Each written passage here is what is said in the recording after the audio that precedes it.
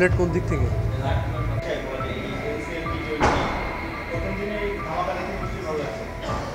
এটা তো অবশ্যই আমরা চাচ্ছিলাম যে এই প্ল্যাটফর্মটা ইয়াং প্লেয়ারদের জন্য যাতে একটা বিরাট অপরচুনিটি আসে, এবং এই ফরম্যাটের আর কোনো কিন্তু আমাদের লোকাল প্লেয়ারদের জন্য নাই বিপিএল ছাড়া।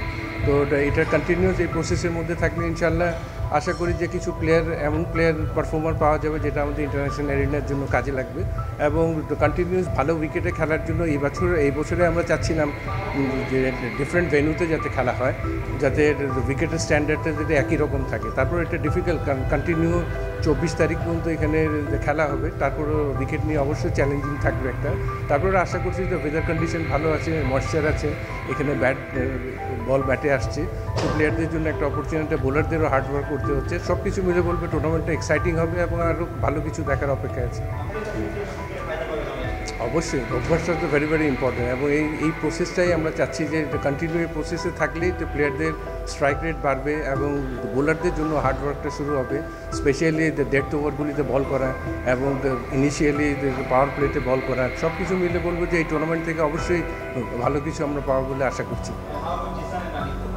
ট্রিভান্ডাস প্রথম ম্যাচটাই যে ট্রিভান্ডাস ব্যাটিং করেছে এবং প্রতিটা শটে আমার কাছে মনে হয়েছে যে ওয়েল ম্যাচিউর ইনিংসগুলি খেলেছে।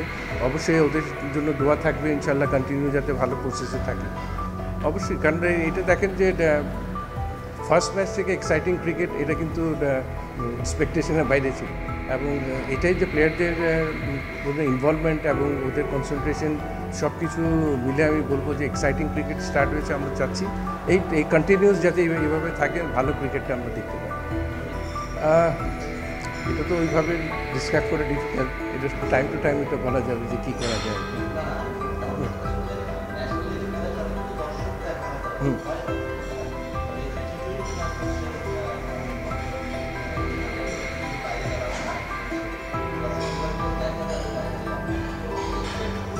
আপনি দেখেন আজকে কিন্তু 200 রান হয়েছে, চেজিং হয়েছে। এই এক্সাইটিং ক্রিকেটগুলি হলে কিন্তু দর্শকদের আকর্ষণটা কিন্তু আসবে। তো এটার জন্য কিন্তু দরকার পারফরমেন্স, এবং প্লেয়ারদের মাঠের পারফরমেন্স, ম্যাচের স্ট্যান্ডার্ড যদি একটা ভালো পর্যায়ে থাকে, দর্শক কিন্তু অটোমেটিক আসবে। আর এখানে আবার লাইভ টেলিকাস্ট হচ্ছে, যার কারণে হয়তো বা এটা হচ্ছে মানুষের মনে কিন্তু এখনও ঢুকে নেয়। আমার মনে হয় যে ফার্স্ট ম্যাচটা দেখে হয়তো আকর্ষণটা বাড়বে, তারপর দর্শকদের মনে হয় আসা শুরু হবে। আশা করি যে সামনের ম্যাচগুলি থেকে অবশ্যই আসা শুরু হবে।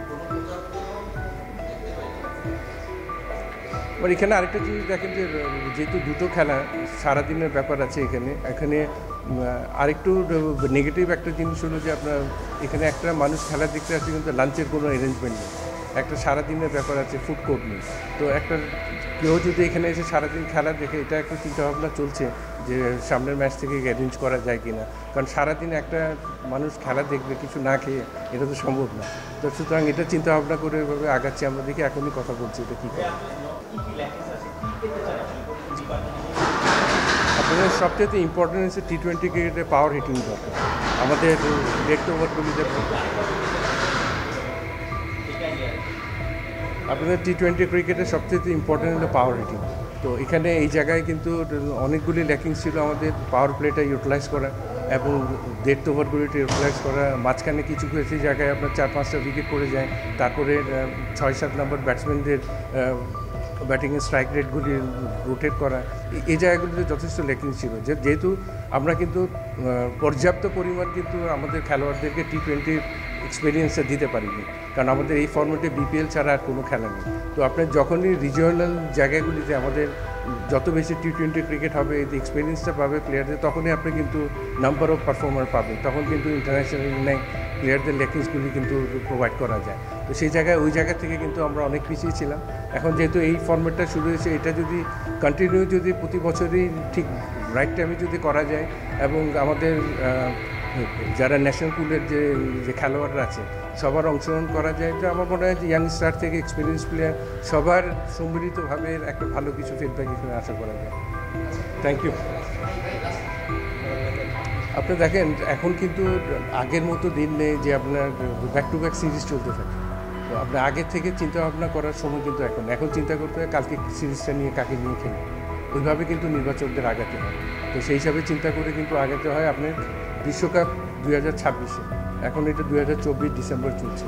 পুরোপুরি 1 বছর 1.5 বছরের মতো সময় আছে হাতে।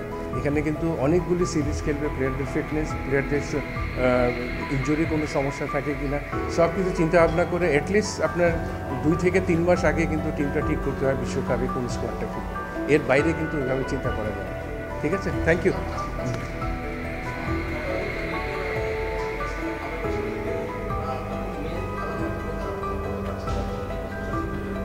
এটা তো অবশ্যই ডিজার্টিং, কারণ সবসময় আপনি দেখেন যে ইন্টারন্যাশনাল এবং ডোমেস্টিক ক্রিকেট কিন্তু অনেক ডিফারেন্ট।